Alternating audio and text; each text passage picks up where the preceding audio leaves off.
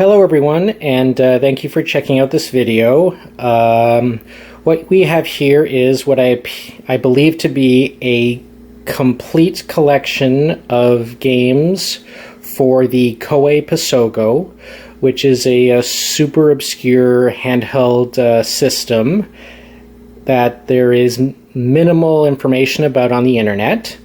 And since I happen to have a complete collection for the system and I'm bored right now during quarantine, I figured what the hey, I'll create a video and try and correct that by putting something up here with what information that I know.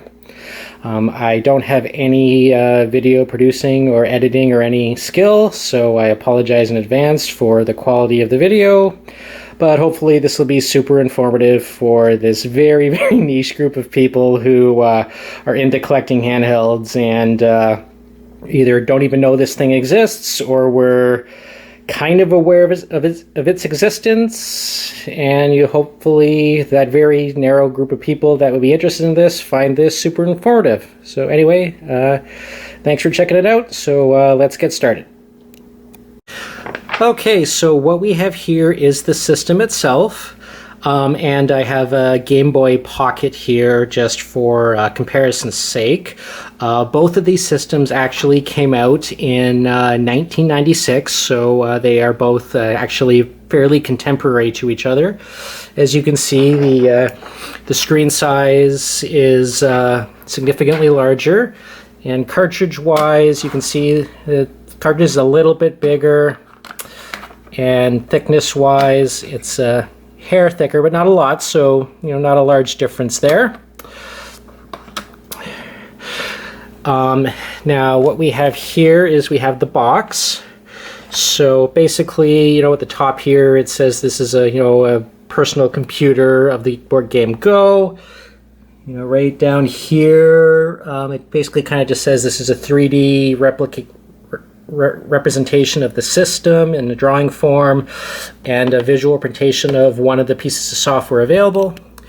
Down here you'll see that it says that it has a MSRP of 39,800 yen, which at the time of release that's approximately $370 US. So the Game Boy Pocket, which came out the same year, I don't know how much it released for in Japan. I wasn't able to find that, but apparently it released in the US for $70. So as you can see, that is a substantial increase in price. And underneath there, it just says that price does not include tax, and it requires 6 AA batteries. Now on the back here, it basically just says some stuff here. It's easy to use and to carry and take around. It has a large 5.6-inch screen, lots of dedicated software, and the software cartridges are required to be purchased separately for the system to be used. There's an AC adapter that you can purchase for it, which I have right here. As you can see, it cost 2,400 yen when it came out. Says you get about 20 hours of battery life on the 6 AA's. It suggests that's based off of an average play time of 90 minutes. And over here you see 3 different game screenshots, and as you can see, there's one here is blue, one here is green, one here is red. This color coding signifies the type of software, and as you can see from all the boxes here, they're color coded similarly, other than this box at the bottom here, which we'll get to when it comes. And so that color coding signifies the type of software, which we will get into later on in this video. Okay, now here we have everything that came in the box with the system. This here is the warranty card. As you can see, you can like fill it out, and it's as far as warranty goes, this yellow piece of paper here is some kind of just kind of like warnings and troubleshooting, like, you know, don't, you know, open it and fool around inside, keep it in, you know, don't get it wet, you know, all that kind of stuff. And this here is kind of a basic troubleshooting. It as you can see, this here, it kind of basically just says make sure the cartridge is pushed in all the way. And here it kind of says, basically says that, you know, when you're pressing buttons, when you're using the buttons for the system, you have to just press and release like a normal button press. You can't, if you hold the button down, it won't register the button press, which is kind of interesting. And right here we have the manual for the system, and it kind of goes over some stuff like, you know, there's the screen, there's the buttons, there's the power, there's the D-pad, all that sort of stuff. And how, you know, how to put in the batteries, how to put in the cartridge, how to use the AC adapter. And here's some technical information about the system. And as you can see here, it says it has had a 320 by 240 screen, which is actually quite significant because that's a lot larger resolution than the Game Boy Pocket, which came out the same year, which was 160 by 144. So obviously that's a significantly large, like, higher resolution screen.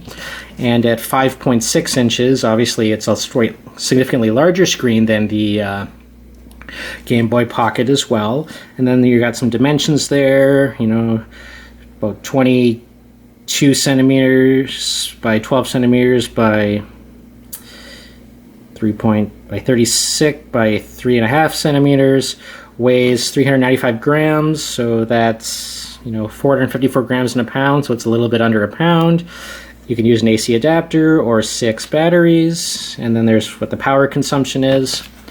Now on the back here, we have, whoops, sorry, let me get that back in focus. There we go. The prices of the games. When the system came out, there were 8 games released for it. And as you can see, they ranged in price from 5,800 yen to 9,800 yen.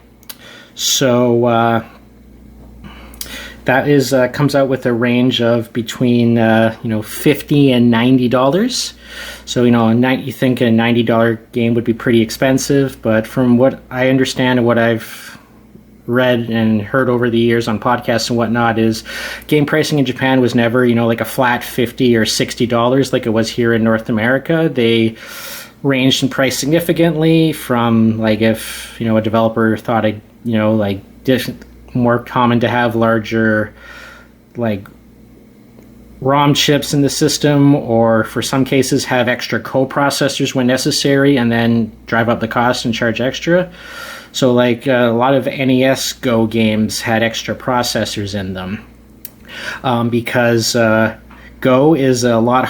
There's you know, there's a lot more. Like, there's a significantly larger board than, say, chess, and so there's significantly more possible moves that can be done per turn, which requires a lot of extra processing power to calculate all potential moves and whatnot. So the games tended to be more expensive, which partially explains the large price of the system when it came out and the higher price of the software. Okay, and let's just go over what we have in the system here. We have a D-pad.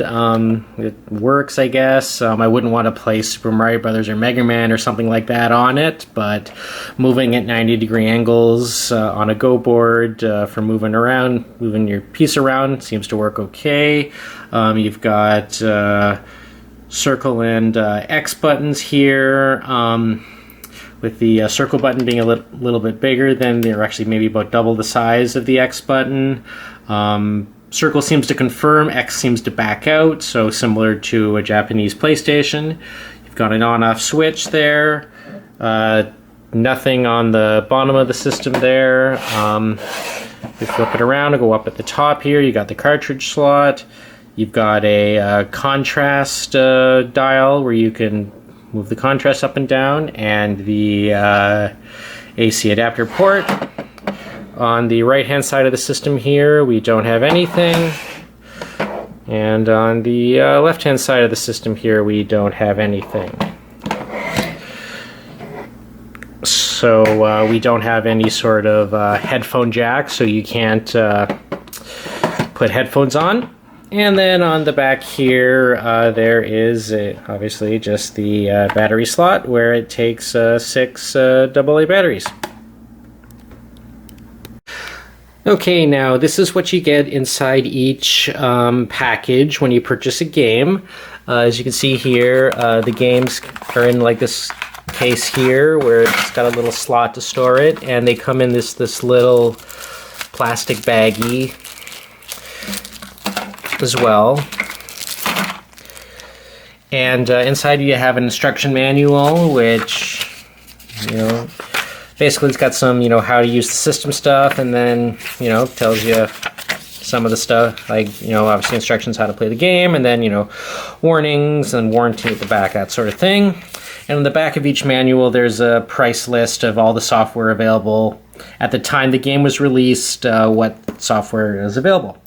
And also in each game is this feedback card, and where you can fill out a survey, kind of like what you didn't like about the game, and it kind of asks you about competitors. And if you fill this out, mail it back, it says you'll be entered in a draw to win some free software.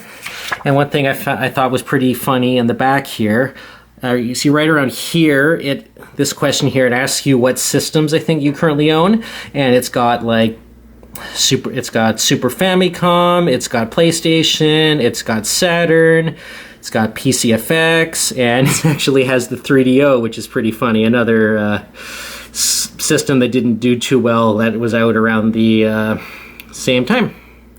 And I thought that was interesting that there was a feedback card for a Japanese handheld on the board game Go that asks you if you own a 3DO. Okay, and here's the system. I'm going to turn it on now to kind of let you guys see how it looks like when it's turned on. As you can see, it boots up pretty quickly there. It just goes right into the game's title screen. It doesn't really have like a Pasogo splash load up, you know, like a Game Boy game boot up screen or anything like that. And then I can go right into a game here. So as you can see, that's a pretty nice screen, like as far as size and resolution compared to the Game Boy. So that text is pretty legible and easily readable there. I don't really, as again I said, I don't read any Japanese, so I actually don't know how to play the board game Go. So I can't really show you how to how like playing a game against the AI would work, or watching one of the classic games or whatever. Oh, and another thing I wanted to touch upon was the rarity of all of the games, and I've kind of grouped the games here based on their rarity, and I'm kind of going to go over that now. These 3 games here, they have serial numbers at the bottom here of 1, 2, and 3. They are by far the most common games to come across. If you see a listing with a system and games, that's probably going to include these, either all 3 or 1 or 2 of them, but usually all 3. The reason for that is I think there was a bundle you could get at launch with the system, these 3 games, and the AC adapter for a discount. I've seen some like a wrapped up combination of those 4 things, 5 things, the system, these 3 games, and AC adapter, all like wrapped, and it looks like it was in its original shape from when it was on the store shelves, 25 years ago. So I think that's a thing. I don't know if it was an official bundle or if it's something retailers did to clear old stock, but it seems to be a common thing. So these are the most common games you're going to see. This next group here, these 3, they have the serial numbers of 4, 9, and 10. These ones I've seen fairly frequently, less often than these three, but more than everything else. I guess that just has to do with their popularity and how many people actually bought them, maybe. I'm not sure, but these are the next most common. After that, we have this game here. It was the last game released for the system. It has a serial number of 11. I've seen it. It's obviously pretty distinct when you because it's the only black box game, so it stands out when you're looking around for stuff. I've seen it slightly less often than these, and definitely less often than these. So I would consider this one the next one on the rarity scale. And then these four red games, which have the serial numbers of 5, 6, 7, and 8. These four are easily the hardest to find. This one right here, number 5, I have only seen show up twice on an auction ever. One time it was in a listing with this number right here, 6, and I lost that auction. And then one other time when I snagged this one. This one's 6. I have seen show up 3 times. The time in which I got this one, the time in which I lost the auction for 5, and then the time when I ended up getting these 2 games right here. And then the bottom 2 here, 7 and 8, I've only ever seen show up once in auction ever, and I happened to manage to snag and win that auction. So I would say these 4 are probably equally rare, considering the number of times I've seen them show up in auction is like 1, 2, or 3 times. Whereas these other ones here are, maybe in and around a half dozen to a dozen, and then these are, in a couple of dozen times. So they're the most common. And again, like I said earlier in the video, usually over the course of a year, you could, like, the auctions that you see show up for these are, you can count on one hand usually. There's usually 5 or less, maybe a little bit more than that show up.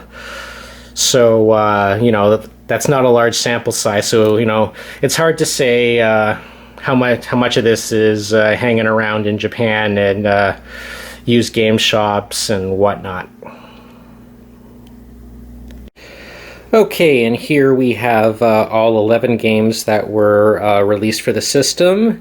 And again, as you can see, we have the blue, green, red, and black coloring of the boxes, which, as I said earlier, signifies something, and I'm going to go over that here.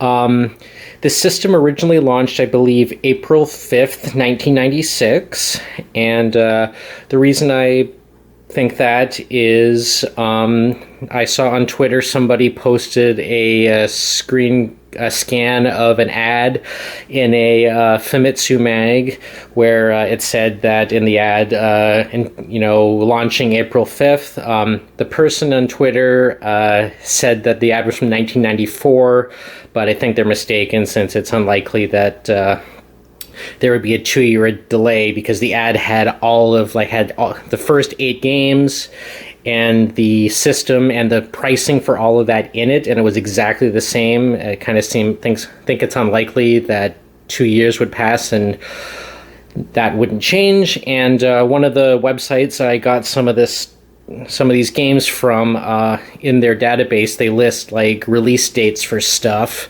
and they have the release date for these first 8 games as April 5th, 1996 as well.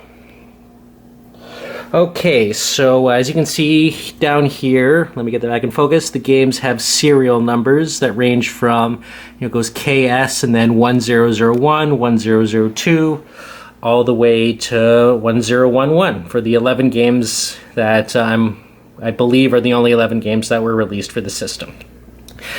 Now, these blue games here, which there's 2 of them, there's 1001 and 1009. These are games in which you play against an AI opponent, where you play against the computer. these green games, which there are 3 of them, with serial number 1002, 1003, and 1010. These are educational or training games in which they teach you stuff. These 2 were kind of just like kind of a beginner's guide or whatever to learn how to play Go. They complement each other. Number 1 here is kind of an introduction, and then number 2 here is a little more an intermediary, where it expands on what you learned in the first game. And then this game here, number 10, it says it has like 150 common tactics and strategies, so it kind of teaches you some basic strategies and how to use them and how to combat them when they are used against you. And these red games, from what I can tell, is they are recreations of classic games. And what I mean by that is famous games of Go that took place at specific competitions by specific, world-class players. And one of them says it's kind of a greatest hits, so doesn't have a theme of a specific player or tournament, but just kind of in general. And you can kind of watch the games on the system unfold, and I guess learn how to play and some strategies that way. And there's some interactive elements to them where I believe you can kind of guess what the next move is going to be and kind of then see if you're right or not. I'm not sure if you could, take over mid-match and see how you fare or anything like that. Now this 11th game here, it is black. I don't know what that says. I don't know if they just gave up on the color coding or it has a different specified theme, but it appears you can play against an AI like the blue box games. So I'm not sure if there's some specific theme to this one that separates it from the blue box games, or if they just completely decided to abandon the box color coding scheme. Now, as far as release dates for these final 3 games, that website I mentioned earlier, it lists the release date of number 9 here as November 29th, 1996. And number 10 here as October 25th, 1996, which is kind of interesting. I'm not sure why the 10th game in the series had an earlier release date than the 9th, so other than maybe they were planned to release, planned at the same time and one of them got delayed maybe. Now, what we have here is we have a manual from one of the first 8 games, and as you can see, they list all the prices there. And one thing that's kind of interesting is if you look at right here, we have a listing of from the 10th game, and they added the other 2 games into it, and everything's the same. As you can see, get it back in focus, all the prices are the same as when the system came out, with the addition of the 2 extra games that came out and their prices. Now, if you go to the 11th game here, you look at its manual, and one thing you can see here is it has a copyright of 1997, so this came out sometime in 1997, I don't know when. And as you look through all the prices, you see here that with the exception of this game, which is 7,800 yen, all the other games dropped in price by 1,000 or 2,000 yen. So at some point, between when these other games came out in April of 1996 and when this game came out sometime in 1997, there was an official price drop of 1,000 or 2,000 yen for the back catalog. Okay, and I wanted to just kind of finish up this video by talking about my experience amassing this collection. This collection actually took me about 10 years to actually amass. The system is extremely rare, and it does not show up on anywhere online as far as like eBay, Yahoo Japan, Mercari, or any of Japanese online retailers that you can buy stuff from very often. When I first got the system, I'd been searching for I think about a year and a half before I even saw one, and it was actually a listing on a website, and it didn't even have a picture. When I translated the listing, it said like Pasogo body, which I assumed meant it was just the loose. It was a rough translation for like the system being loose, and I was pleasantly surprised when it arrived complete in box here. Now, a lot of these other games, unfortunately, like whenever it's very rare to see a listing for just a game. It's usually a system and someone selling the system and all the games they have for it. So if you want to amass a collection of many of the games as you can, unfortunately, what you need to do is you need to buy the system lots and then sell the excess stuff, which can really drive up the cost of collecting, because most of the stuff you're not going to find on eBay, you're going to find on Yahoo Japan or other Japanese websites, which will usually require you to go through a third party. When I first started, Buy-E didn't exist, which makes doing this 100 times easier than it used to be. I used a website which doesn't exist anymore called Shopping Mall Japan, and when you buy through them, obviously they charge a fee for their service. Then you have to pay for the shipping from the seller to them in Japan. Then you have to pay from the shipping from them to you, plus their fees for providing the service. And then when you want to sell the excess stuff, obviously you're going to do that on eBay or somewhere over here. If you do that on eBay, eBay is going to charge you another 15% fee. So even if you get lucky and you find a good deal on Yahoo Japan, and then you can sell it, end up selling it on eBay for more than you paid for it, those fees are going to eat right into any profit you have there. So it can really make collecting for this thing challenging. And on top of some of these games, like I said earlier in the video, like these Flash 4 Redbox games almost never showing up, and almost every listing just being these three games here. Okay, so thank you for checking out this video. Again, I apologize for the quality, as I said, I don't have any video editing or shooting skill.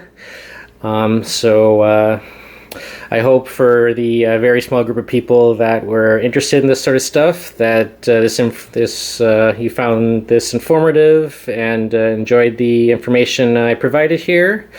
If you happen to know anything about the system, like if you know if there's any games after this 11th one here, or if I was incorrect in any way about anything, please let me know. I'd be quite happy to find out any additional information about the system that I don't already know.